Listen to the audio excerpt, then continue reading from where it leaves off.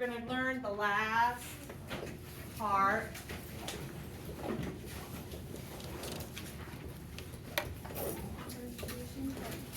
Okay, I really feel like implicit differentiation went well. Most people liked it. Abby, your negativity is sadly not you, the other Abby. What's going on? I can't do more. You can. Abby. When you say can't, you speak it into life. You have to say I can. I am capable. So true though, right? If you say I can't, then you're gonna rise to that level. All right. Put your smiley face on and let's do it. All right, that's what I want to see. All right. So parametric sounds awful, but it's really not bad at all. I thought implicit differentiation verbally sounds awful, but it's not. So parametric is not as well. I think the hard part of this whole chapter is learning how to find all the different derivatives and kind of wrap your head around that. Implicit, most people felt really comfortable with. You're normally going to see product rule and quotient rule in there. And then with parametrics, you're normally going to see the other stuff, the trig stuff, okay? So don't get nervous about that. I'll explain that in a second. So something that has a parameter is when you have, and I'll give you an example, you have an equation in terms of a parameter. The parameter in this case is x is in terms of t. T typically is representing time for something to happen in time. Let me give you a y with a parameter.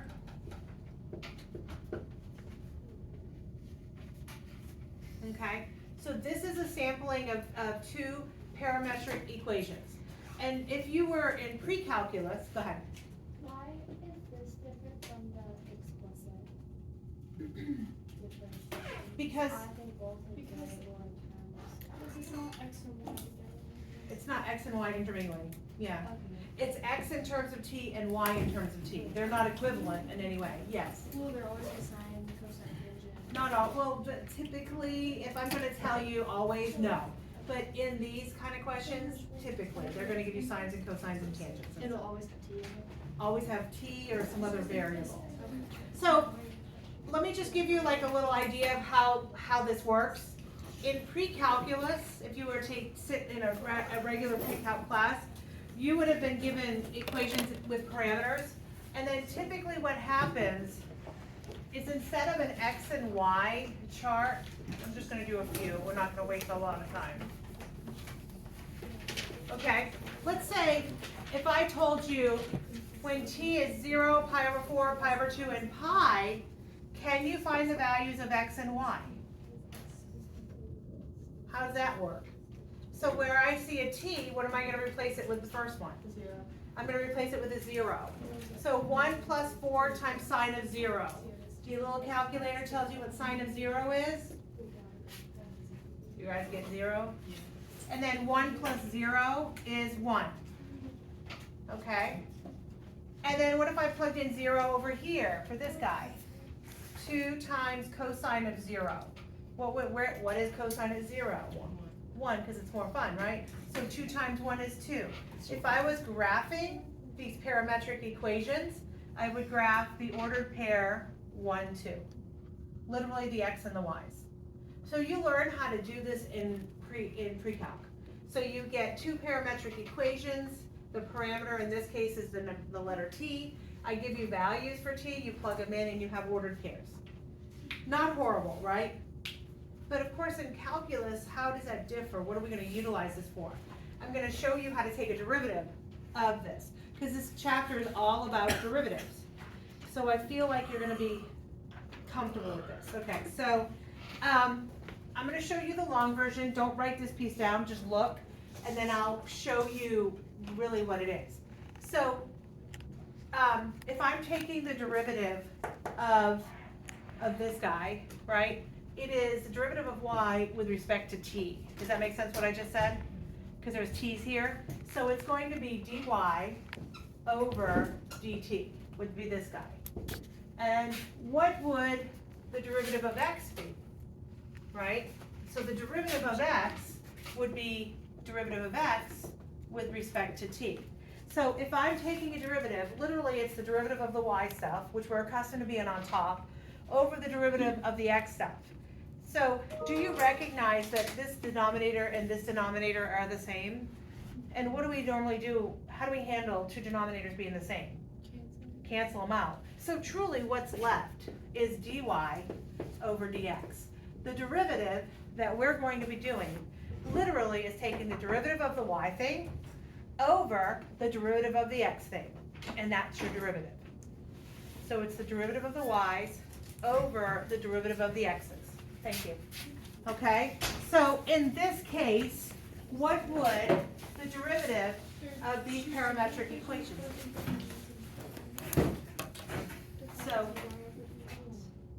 So you're going to find the derivative of the y. So what's the derivative of the y? That's where you have to remember what we learned at the beginning of it. So what is the derivative of 2 cosine of t? On your bright colored sheet of paper, it has a derivative of cosine.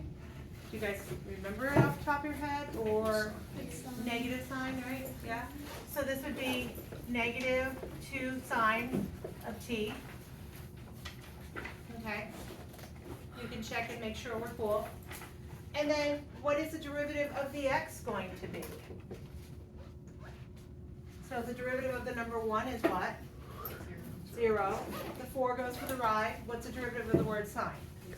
Cosine. So this is going to be 4 cosine. Have I lost anybody so far? Are we good? Is this clean upable? Like, can I clean this up a little bit? What could I do?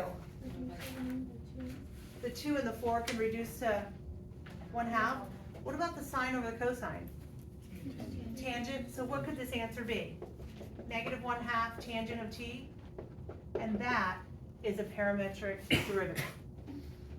Literally, you take the derivative of the y, you take the derivative of the x, put one on top of the other, and clean it up if possible.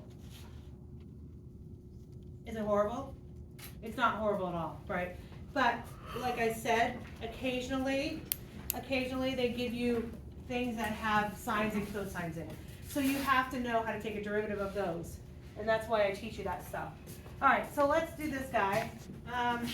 X is equal to t squared, and y is equal to 5 minus 2t, and it wants me to find dy dx in terms of t. Obviously, it comes out naturally in terms of t, because that's your parameter. Okay, so if you don't mind finding dy dx.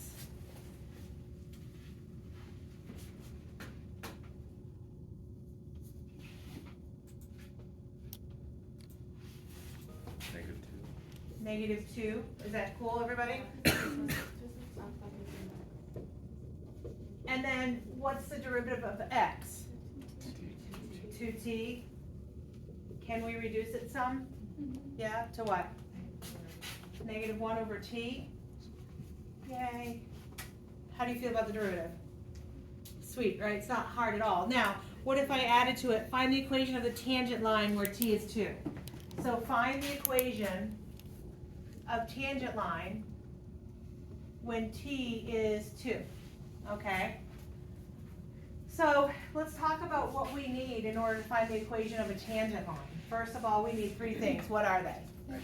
X and a y and a slope. Right now, I have t is 2. How do I find the x? Plug 2 in, okay? So x is going to be 2 squared, which is 4. Alrighty, how do we find the y? So 5 minus 2 times 2, which is 1. And how do we find the slope? Plug the t in where? Into this derivative here that we just found. So what's the derivative going to be? -1 over 2. If this thing said find the equation of a tangent, I'd use what I got now. If it said find the equation of the normal, what would I do different? Reciprocal, opposite reciprocal, right? So y minus 1 is equal to -1/2 times x minus 4, and I've earned 3 points, or whatever it is on the ACE exam. Yes? Why don't you plug it into the derivative, or is that something else? So the derivative was -1 over t. So I took the 2 and plugged it in and found the slope. Yeah, the derivative is the slope. Yeah. What do you guys think? Good, bad, ugly, not so good? Easy? See? I told you a smile was necessary. Still not smiling though. Oh, okay, good. Gotcha. All right, so let me give you one.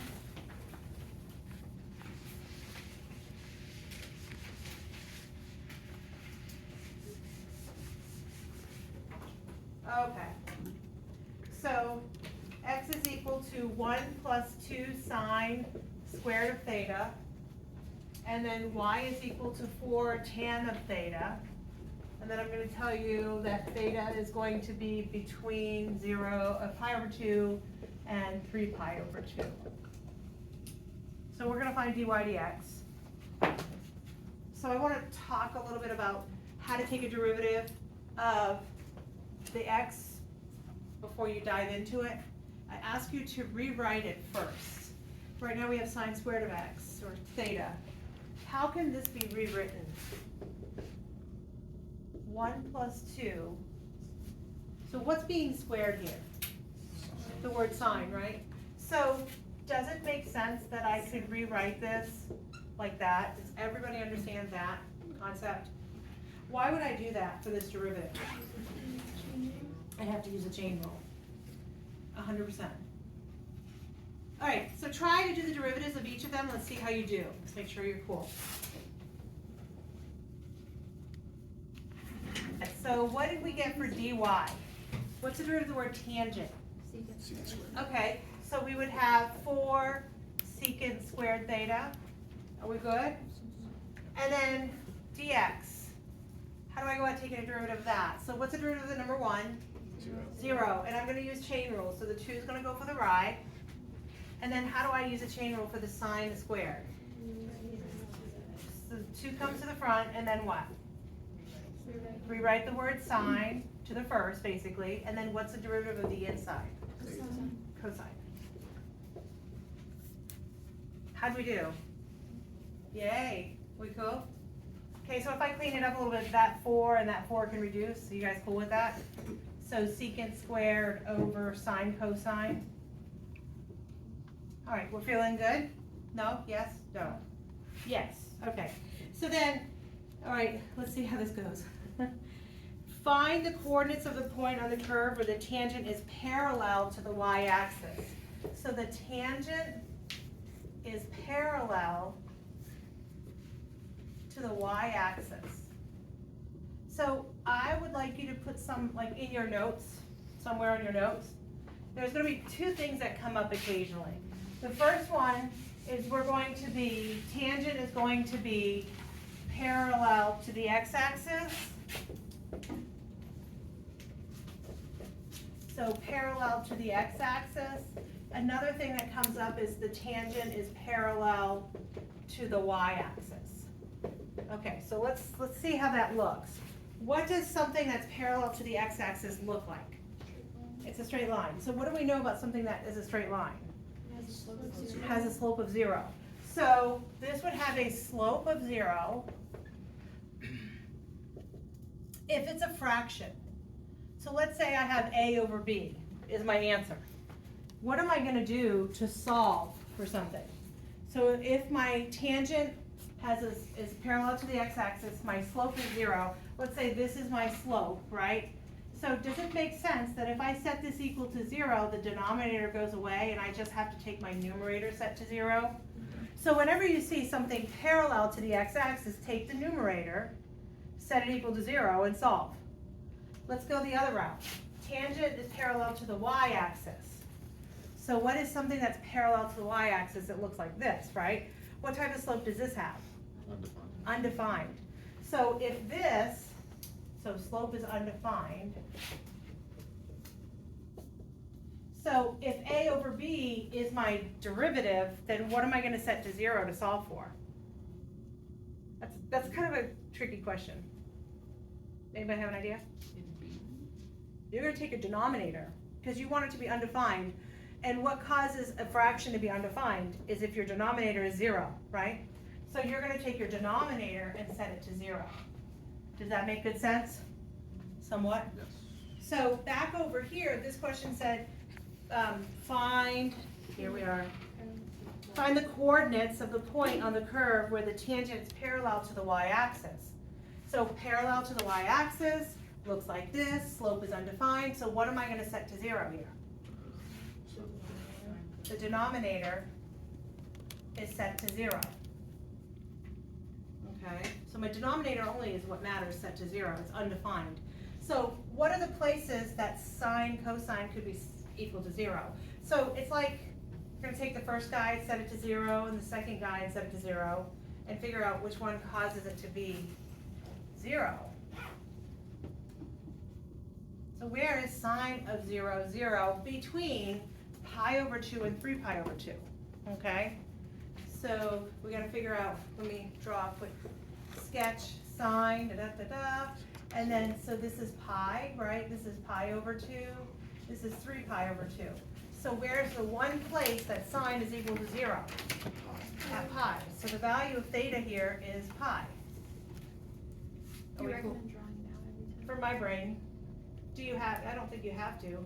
Like if you put it in your calculator, what are you gonna get for your answer? You're probably gonna get 0 for your answer. Yeah, I guess. You got 0, and then you have to recognize what values match it between pi over 2 and 3 pi over 2. So I draw it, you know. Okay, so where is cosine equal to 0? So I'm gonna start with 1, because I have more fun, right? And so this is pi over 2, and this is 3 pi over 2, right? But the question itself said the values are between pi over 2 and 3 pi over 2. Do they include 3 pi over 2 and pi over 2? No. Absolutely not. So are there any places that cosine is equivalent to 0 in that area?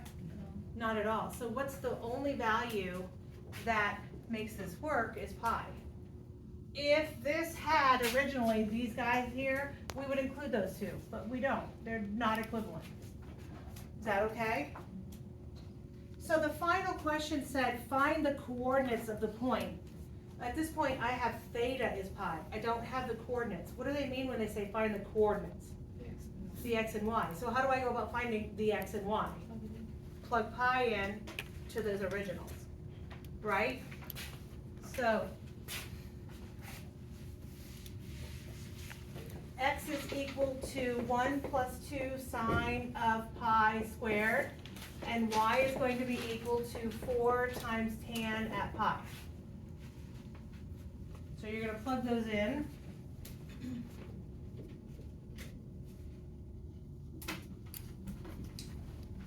Okay, so sine at pi is what? 0. 0. So we have 1 plus 2 times 0 squared. Do you agree it's 1, the answer? And then what would tangent at pi be? It's a good question. Do you need a drawing? So negative pi over 2, right? And positive pi over 2. So that's my normal. I keep going. Then next guy is at 3 pi over 2. And it does this. So what is it at pi? 0. If you plug it in your calculator, doesn't it do that too? Doesn't it tell you 0? Yeah. So the answer is 0. So the ordered pair at which it's parallel to the y-axis is 1, 0. How'd you do? Follow it or no? No follow. Yes, we're good? Okay. All right, so.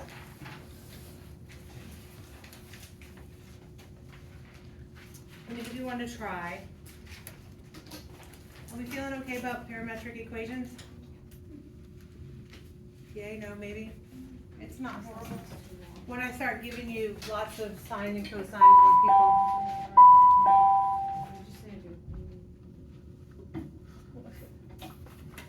All right.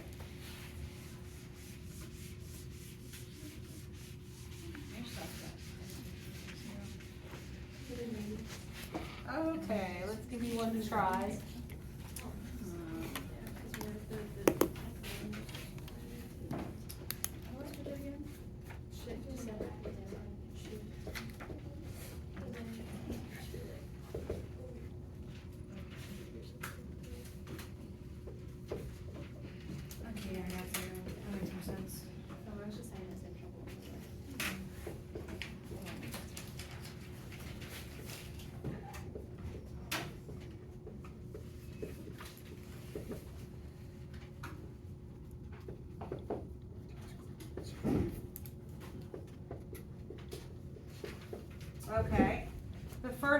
is to show that the dy dx is equal to this. So what are they doing? They're giving you the answer. They're telling you, take a derivative of this and make it look like this at the end. Is that cool? Is everybody good with those directions? And then the next part, it says the curve has one stationary point.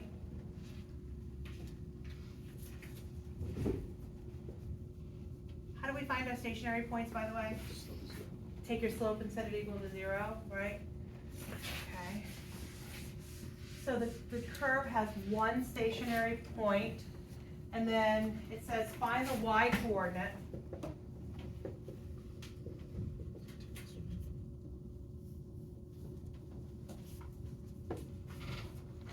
And determine whether it's a max or min.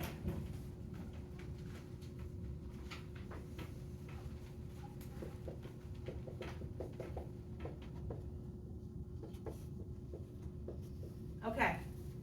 All right. Talk to each other. Okay. Let's see if we got the derivative done right at least, right?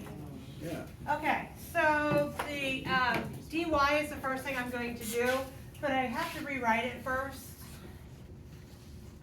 Like such, right? So the derivative of that is going to be 1 and then minus 9t to the negative 2. How did that go? I got that. Yes? Okay. And then the x is going to be, I'll rewrite it here, is 4 ln, plus 4 ln of t. Okay, so the derivative of the t is 1, and then the 4 goes to the right, and then what's the derivative of ln of t? 1 over t. 1 over t.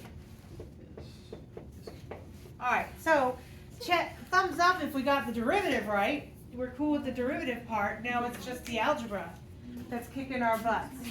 Okay, so dy over dx, right? dy over dx. So we have, I'm going to write it like such first.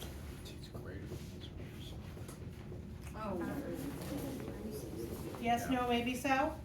That is definitely one way to go about it. Okay, well, and then you turn the ones and put them into the. okay, and then what I'm gonna do is I recognize that it's just a simple fraction over, for like something over itself. So I'm gonna get a common denominator here. I'm going to just start to clean it up a little bit.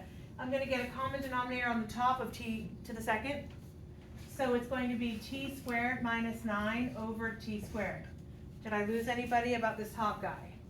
I multiplied this by t squared over t squared, so there's cleaning it up a little bit. And I'm gonna do the same thing down here. I'm gonna get a common denominator of what? T. So this would be t plus 4 over t. Okay, so far? Now I'm looking at this, and I'm looking like what I've got over here, okay? What do you do with a fraction divided by a fraction? Take your denominator, do what? Flip it up, okay, so I'll do that. So I have t squared minus 9 over t squared times t over t plus 4. Now what? Can anything cancel? T and the t squared. So like what, there's 1 here that's gone and then they're left with 1. So if I clean it up a little bit, I end up with t squared plus 4t, which is I think what they're looking for. How was it? Horrible? Horrible. What was horrible about it? The algebra? Algebra. Too much division. I don't know how I can fix that. Wait, just okay. Yeah. Are you allowed to just multiply the whole thing by t squared? Oh, no. Thank you. Did you answer your own question? Yeah, because you can't multiply the denominator. You don't, when you multiply it, right, you would only multiply Right. Okay. I mean, I saw this as well, like from this step here. You could have done t squared minus 9 over t squared, and then get a common denominator down here, because I know a fraction divided by a fraction, the denominators can go away if they're the same. So if I multiply the top by t and the bottom by t, then I have the t squareds that can go away, and I'm left with that over that. That's another way to think about it. Did that help? Somewhat? Yeah, thank you. Okay. So you see why I had to teach you how to take a derivative of the natural log? from last week. Okay, so now the curve has one stationary point, just one. Find the y-coordinate and determine if it's a max or a min. So, remind me, how do I find a stationary point of something? I take a derivative of it and I do what to it? Set it equal to 0. What do I know about a fraction that's set equal to 0? Goes away. So all I care about is the numerator. So far, does that make sense? So what are my two potential values of t? They are what? Plus and minus 3, correct? However, in the very beginning of the directions, I told you something very specific. T is bigger than 0. So what is the one stationary point? It's 3. So that one's gone. The question itself said find the y-coordinate, not t, but the y-coordinate. So what do I do? Plug 3 back into y. Okay, so we're good there. So we would have y is equal to 3 plus 9 over 3, which is 3 plus 3, which is 6. How do we feel? Yeah? Mm-hmm. And then it says, tell me if it's a max or a min. How do I find if it's a max or a min? Double derivative test. Second derivative. Ooh, okay, let's have some fun with that now. Okay, oh, yeah, do I have time? No. I want to show you something. Double derivative. Okay, so how do I take a derivative of the derivative? Let's see, what's the derivative? The derivative is t squared minus 9 over t squared plus 4t. So how do I take a derivative of that puppy? Yeah, what is it? Low D high. Okay, what's a D high? 2t minus, right? High. D low, what's that? Plus 4. All over low low.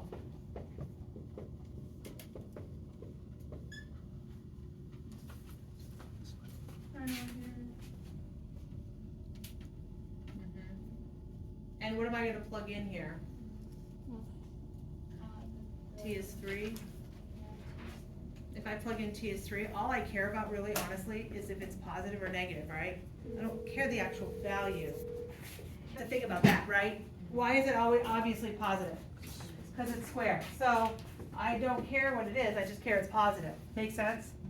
So if I plug in T is 3, not going to do much work, but I know it's 9 plus 12, so that's a positive number, right? Oh, I probably should know what it is though, because I'm subtracting something out. Okay, so 9 plus 12 is 21, and then times 6 minus, and that would be, is that 0?